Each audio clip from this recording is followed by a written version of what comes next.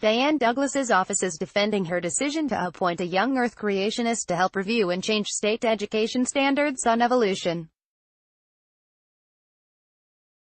As Phoenix New-Times reported last week, Douglas, the Arizona superintendent, tapped Arizona Origin Science Association President Joseph Kazale, who believes in a literal interpretation of the Bible's Genesis narrative, for an August 30th working group that finalized the evolution science standards.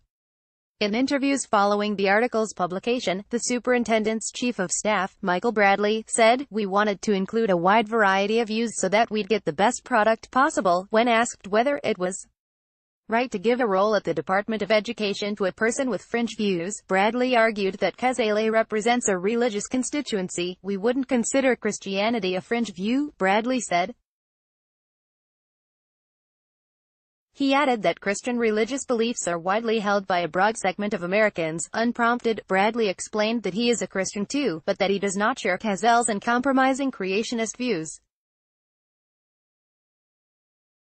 Kazale, a biology instructor at Arizona Christian University, says that scientific evidence supports his beliefs that the planet is just 6,000 years old and that teenage dinosaurs were on board Noah's Ark. His ideas are rejected by an overwhelming majority of mainstream researchers. During the working group meeting, Kazale convinced the 7 other members of the working group to weaken the state evolution standards in at least one instance. They changed the reference to evolution as the explanation for the unity and diversity of life to an explanation.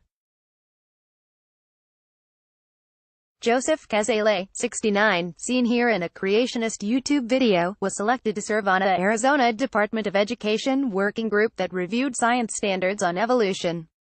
Screenshot, YouTube. And although the working group accepted Kazale's suggestion, they also cut language in the same section referring to evolution as a theory. Bradley emphasized that Kazale's creationist ideas do not appear in the standards. That, in the standards themselves, there's no creationist theory or any kind of Christian theory. Douglas must now present the science standards for the approval of the State Board of Education. It will be one of the last duties she performs as superintendent before leaving office at the end of December. Last month, she lost her re-election bid to former California Congressman Frank Riggs in the Republican primary. As superintendent, Douglas has expressed her belief that creationism and intelligent design should be taught alongside evolution in science classrooms. Riggs, in a recent interview, said that he believes evolution to be proven scientific fact, and supports teaching it in classrooms. The Evolution Committee Kazale served on was part of a process of revision to the science standards this spring, the first review in more than a decade. During the process, the Department of Education also attempted to weaken references to evolution, opting for language such as biological diversity, or how traits within populations change over time. Advocates of science-based education reacted with alarm after Phoenix New-Times reported the news of Kazale's appointment on September 13. "I was astonished," said Glenn Branch, the deputy director of the Oakland-based National Center for Science Education. "I would have thought that the rebuke that Douglas got for her previous tampering with the evolution standards would have dissuaded her from pulling a stunt like this," Branch said in an interview on Friday. "To find that Kazale was appointed really just flabbergasted me." In addition to criticizing Kazale's inclusion on the evolution working group, Branch raised concerns about changes in the standards pertaining to climate change. In the latest draft, several references to climate change in the high school Earth and Space Science standards were deleted. One deleted paragraph described advanced standards for Earth science students.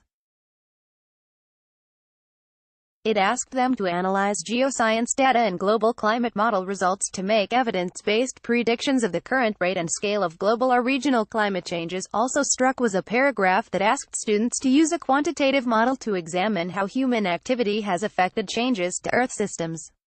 Unlike the evolution standards, it's less obvious whether these changes were ideologically motivated, Branch said. But from his point of view, the deletions are still troubling.